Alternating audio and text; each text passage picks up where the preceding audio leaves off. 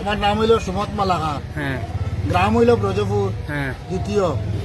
15/4/2024 আমরা সিঙ্গানিয়া কোম্পানি টাকা দিয়ে জানিয়েছে লোন দিতে কইয়া। আজ পর্যন্ত আমরা লোনও নাই আর টাকাও নাই।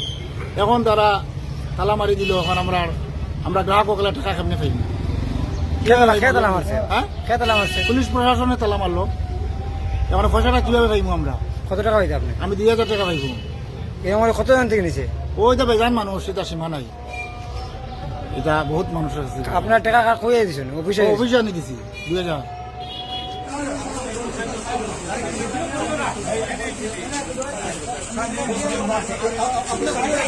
আমরা 2000 টাকা করিয়া সিঙ্গানিয়া কোম্পানিতে টাকা দিছি। খালি আমি একলা নাই, আমার গ্রামের প্রচুর মানুষ আছে, বা এই হাইলাকান্দি ডিস্ট্রিক্টের প্রচুর মানুষ আছে।